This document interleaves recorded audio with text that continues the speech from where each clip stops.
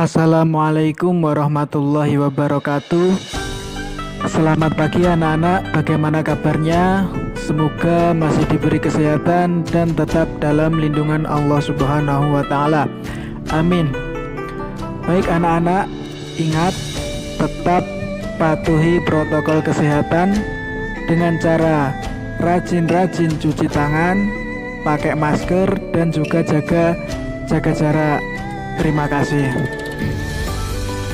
Baik anak-anak, untuk pelajaran pagi hari ini adalah pendidikan agama Islam dan budi pekerti.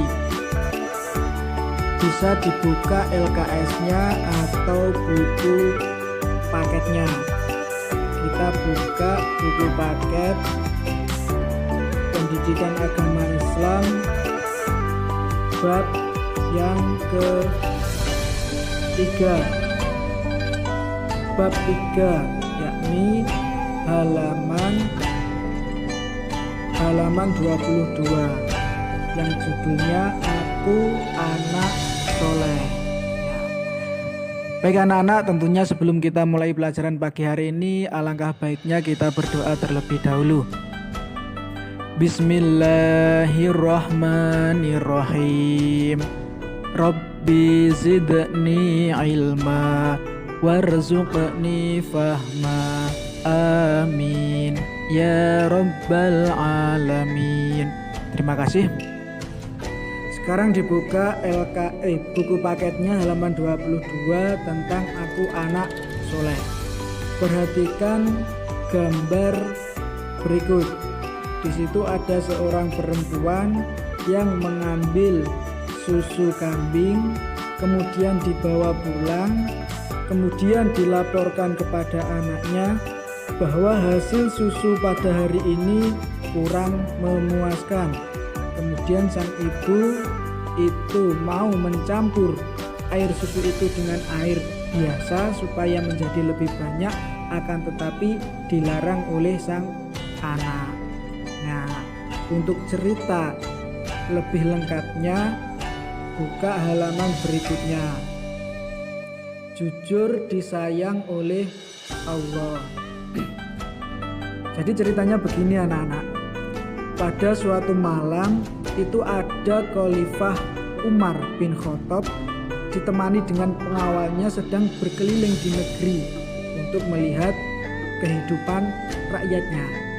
Suatu malam Khalifah itu ronda berkeliling untuk melihat kehidupan rakyatnya. Kemudian sampai di pinggiran kota Mekah, sang khalifah tertarik melihat sebuah gubuk kecil. Beliau mendengar ada sebuah percakapan di dalam gubuk. Ternyata di situ ada percakapan sang anak dengan seorang ibu. Sang ibu berkata kepada anaknya, "Wahai anakku, malam ini kambing kita mengeluarkan susu yang sangat sedikit sekali. Intinya susu ini tidak akan cukup untuk kita jual esok hari. Bagaimana kalau susu ini kita campur dengan air biasa agar susu kita bisa bertambah menjadi banyak dan bisa cukup untuk dijual pada pelanggan-pelanggan kita." Akan tetapi sang anak pun melarang. "Jangan ibu." Itu sang anak kecil melarang. Bagaimana kita tidak boleh berbuat curang? Lebih baik kita katakan dengan jujur pada pelanggan kita bahwa penghasilan susu hari ini hanya sedikit. Dengan begitu mereka akan memakluminya. Lagi pula kalau ketahuan kita menipu atau berbohong dalam berjualan, tentu kita akan mendapat hukuman oleh sang khalifah. Percayalah ibuku bahwa ketidakjujuran itu akan menyiksa hati. Nah, kemudian sang ibu menjawab, "Bagaimana sang khalifah tahu, anakku? Sang khalifah kan mereka hidup dengan mewah, tidur di kasur yang empuk, hidup di dalam istana. Sang khalifah tidak akan tahu, wahai anakku, kata sang ibu. Kemudian sang anak pun menjawab, memang khalifah tidak melihat apa yang kita lakukan sekarang. Tapi ingatlah ibu, yakinlah bahwa Allah Maha melihat setiap gerak-gerik makhluknya. Meskipun toh kita miskin, jangan sampai kita melakukan sesuatu yang dimurkai oleh Allah. Kemudian dari luar gubuk pun sang khalifah terkagum dengan kejujuran sang anak. Ternyata kemiskinan itu tidak membuat untuk berbuat curang. Akhirnya keesokan harinya sang khalifah pun memerintahkan beberapa pengawalnya untuk menjemput sang ibu dan anak yang miskin itu. Kemudian sang khalifah bermaksud untuk menikahkan putra mahkotanya dengan seorang gadis kecil yang sangat jujur. Wahai anak-anakku, Allah Subhanahu wa Ta'ala sangat senang kepada orang yang jujur, yaitu yang tulus dan lurus hatinya, tidak curang. Misalnya jujur dalam mengerjakan tugas seperti ujian atau ulangan, tidak mencontek dan jujur menggunakan uang. Nah, ini seperti mengembalikan uang kembalian sisa berbelanja. Ingat ya anak-anak, kalau disuruh orang tua untuk berbelanja harus jujur. Kalau memang kembaliannya semisal 2.000, dikembalikan ke orang tua 2.000. Jangan kok bilangnya cuma 1.000, nggak boleh. Harus berkata jujur. Dan juga mengatakan sesuatu dengan jujur. Misalnya mengakui kesalahan seperti pertanyaan guru, apakah kalian sudah belajar di rumah? Nah ini harus jawab dengan jujur. Apabila kita memang belajar, maka kita harus menjawab sudah belajar. Tapi apabila kita memang tidak belajar, harus jujur. Jawab saya tidak belajar. Nah, orang jujur itu memiliki banyak keuntungan. Keuntungannya apa? Allah itu senang dengan orang yang jujur. Kemudian sikap jujur disenangi oleh semua orang. Orang jujur selalu banyak teman dan dicari orang. Sebaliknya, Allah tidak senang kepada orang yang tidak jujur, dan orang yang tidak jujur akan dibenci oleh semua orang. Nah, saya harap dengan pelajaran jujur disayang oleh Allah, atau aku anak yang soleh ini, anak-anakku sekalian bisa menerapkan dan bisa mempraktekkan perilaku jujur. Bisa ya anak-anak, mumpung kalian masih kecil, karena kebiasaan kalau dari sejak kecil kita sudah membiasakan diri dengan bersikap jujur, maka insya Allah kehidupan kita ke depannya akan diberi kemudahan. Kemudian dibuka halaman selanjutnya, yaitu adalah amanah. Nah, perlu diperhatikan bahwa amanah itu memiliki arti dapat dipercaya. Nah, perhatikan gambar berikut. Di situ ada gambar yang kiri adalah anak-anak yang sedang belajar. Sementara gambar yang kanan adalah anak-anak yang sedang membersihkan ruangan kelas atau anak-anak yang piket. Pada usia 12 tahun, Nabi Muhammad mulai berdagang ke Syam bersama pamannya. Siapa pamannya? Pamannya adalah Abu Thalib. Ingat-ingat, nama paman Nabi Muhammad adalah Abu Thalib. Dalam berdagang, beliau selalu bersikap amanah, terpercaya, jujur. Maka dari itu barang dagangan yang dititipkan kepada Nabi itu pasti dijaga dengan baik oleh Nabi. Mengingat sikapnya itu, maka beliau Nabi mendapatkan gelar Al-Amin, artinya orang yang dapat dipercaya. Ingat, Al-Amin artinya orang yang dapat dipercaya. Nah, sebagai umat Nabi Muhammad, kita harus meneladani perilakunya. Misal rajin belajar, menjaga nama baik orang tua kita, mengerjakan tugas sekolah, dan menjaga nama baik guru dan sekolahan. Nah, bagaimanapun guru dan sekolahan itu adalah tempat dan orang-orang yang sangat berjasa terhadap kalian. Tanpa seorang guru, maka kehidupan kalian ke depan akan hancur. Karena tanpa adanya belajar, adanya sekolah, kalian tidak akan bisa baca tulis. Sementara orang hidup itu butuh membaca dan menulis agar bisa menemukan kebenaran. Kemudian halaman selanjutnya, hormat dan patuh kepada orang tua dan guru. Nah, ini harus dibiasakan ya anak-anak, setiap mau berangkat sekolah harus pamit sama orang tua dan mencium tangan kedua orang tua. Kenapa kok harus patuh kepada orang tua dan guru? Nah, karena ayah dan ibu orang tua kita itu merupakan orang-orang yang sudah berjasa besar, yang sudah mengasuh dan memelihara kita mulai dari kecil sampai kita dewasa. Kita harus patuh kepada mereka berdua, hormat dan patuh kepada kedua orang tua. Nah, ini wajib hukumnya. Karena apa? Setiap kita melakukan sesuatu, usahakan kita harus mendapatkan ridho orang tua. Karena ridallahu biridho waliden. Ridhonya Allah itu tergantung ridhonya orang tua. Apabila kedua orang tua kita meridhoi atas apa yang akan kita lakukan, insya Allah akan diberi kemudahan. Itulah kuncinya. Kuncinya kenapa harus patuh kepada kedua orang tua. Jangan kok sampai, mudah-mudahan tidak terjadi kepada kita. Ini banyak sekali kejadian. Anak sejak kecil diasuh oleh orang tua. Setelah dewasa dia pergi. Dia bekerja di tempat yang sangat jauh. Setelah dia sukses, dia kaya, dengan keenaan kehidupannya akhirnya dia melupakan kedua orang tuanya. Ini jangan sampai terjadi.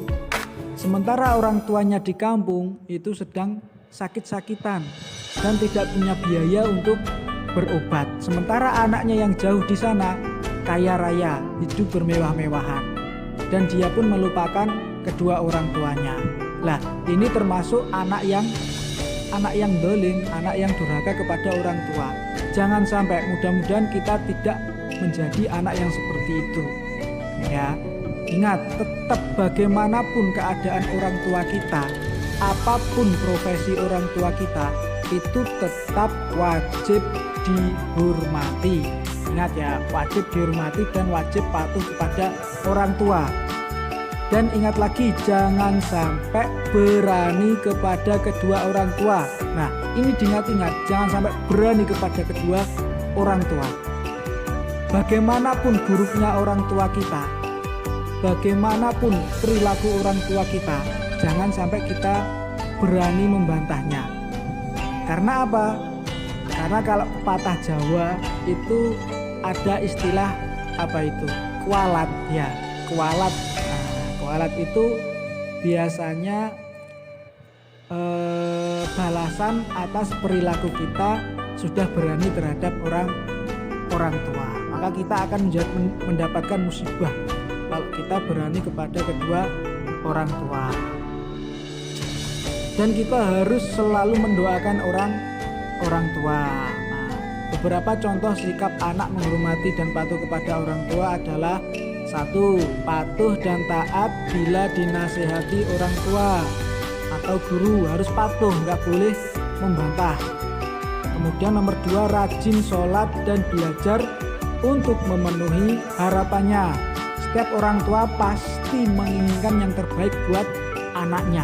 Nggak ada orang tua yang ingin menjerumuskan anaknya, itu tidak ada. Pasti ingin anaknya menjadi orang yang lebih baik. Kemudian nomor 3, sanggup membantu di rumah sesuai kemampuan. Nah, ini harus diterapkan. Kalau kita mampunya bersih-bersih rumah, terapkan di rumah. Kita menyapu rumah, kita membersihkan rumah. Kalau kita mampu mencuci piring, semisal membantu ibu kita di rumah, terapkan itu untuk meringankan beban orang tua. Nah, yang penting jangan kok malah menambah beban orang tua. Kalau bisa kita meringankan beban orang tua. Kemudian yang ke nomor 4, selalu ingat untuk mendoakannya. Nah, doa kepada orang tua, doanya seperti ini. Allahumma ghafirli wali walidayya warhamhuma kama rabbayani shaghira. Artinya, ya Allah, ampunilah aku dan kedua orang tuaku, sayangilah mereka sebagaimana mereka menyayangiku di waktu kecil. Nah, paham ya anak-anak? Begitupun rasa hormat kita kepada sesama anggota keluarga itu juga wajib. Misal kita punya adik, kita punya kakak. Nah, itu sebagai seorang adik kita wajib menghormati terhadap kakak-kakak kita, ya, mas-mas atau mbak-mbak kita. Dan harus sayang kepada adik. Kalau kita punya adik, jangan kok kita memberikan contoh yang buruk. Kita harus sayang terhadap adik-adik kita. Kemudian kita harus wajib berperilaku hormat dan patuh kepada guru. Ingat, guru itu telah berjasa mendidik dan mengajarkan ilmu kepada kita. Kalau pengen ilmu kita bermanfaat, maka kita wajib hormat dan patuh kepada guru. Lah, sekarang pertanyaannya gini, ilmu yang bermanfaat itu ilmu yang bagaimana toh? Nah, pasti kalian bertanya-tanya. Kalian pasti ingin ilmunya bermanfaat. Lah, sementara ilmu yang bermanfaat itu yang bagaimana? Ilmu yang bermanfaat itu adalah ilmu yang kita dapat itu bisa menjadi wasilah atau bisa menjadi lantaran untuk bisa menolong orang lain atau membantu orang lain. Itulah ilmu yang bermanfaat. Contoh, kita diajari oleh guru kita untuk saling tolong menolong, atau kita diajari oleh guru-guru kita untuk saling membantu. Nah, maka apabila kita menerapkan hal tersebut, maka itu berarti tandanya ilmu kita bermanfaat. Tapi kalau kita sudah diberi pelajaran seperti itu, tapi ada orang kesusahan, kita diam saja, cuek. Nah, itu tandanya ilmu kita tidak bermanfaat. Paham ya anak-anak?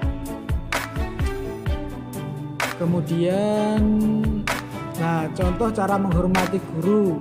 Ini saat bertemu dengan guru, kita harus mengucapkan salam. Kemudian bersalaman dengan guru dan mencium tangannya. Kemudian memperhatikan wajah dengan senyuman. Nah, kita harus tersenyum, nggak boleh ketika bertemu dengan guru kita menampakkan raut muka yang cemberut. Nah, orang cemberut itu mulut, hidung, dan mata jadi satu, ngecucu. Nah, itu pasti jelek. Nah, kemudian saat guru memberi tugas atau PR, hendaknya kita selalu mengerjakan dan menyelesaikannya tepat waktu. Nah, ini perlu diperhatikan. Bisa kita andai anak-anak mana yang tepat waktu, mana yang tidak tepat waktu.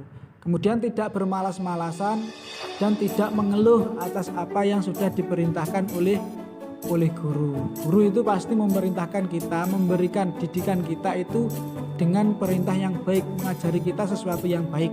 Tidak mungkin guru kita mengajarkan kita sesuatu yang buruk. Itu tidak mungkin. Kemudian saat guru menasihati, harap diperhatikan, ketika guru menasihati, maka kita wajib mendengarkan dengan tulus dan menaati nasihatnya. Tidak boleh membantah, tidak boleh. Kalau guru kita sedang memberi nasihat, harus mendengarkan dan taat dan mematuhi nasihatnya. Kemudian saat berbicara dengan guru, berbicara dengan santun, suara tidak terlalu keras, tidak memotong pembicaraannya. Kemudian saat guru sedang mengajar, perilaku kita duduk dengan tenang dan tidak mengganggu teman, tidak berbicara sendiri sehingga berisik atau gaduh. Kemudian memperhatikan pelajaran di sekolah. Paham ya anak-anak? Paham. Terima kasih. Untuk pelajaran hari ini cukup itu saja. Harap diperhatikan, dipraktekkan, dan juga diamalkan. Untuk tugasnya cukup mendengarkan dan memperhatikan video yang sudah saya buat. Dan jangan lupa tulis kolom komentar, di kolom komentar di bawah ini ketik hadir. Paham ya anak-anak? Sebagai bukti bahwa kalian sudah mengikuti pelajaran pagi hari ini. Terima kasih, kurang lebihnya mohon maaf. Assalamualaikum warahmatullahi wabarakatuh.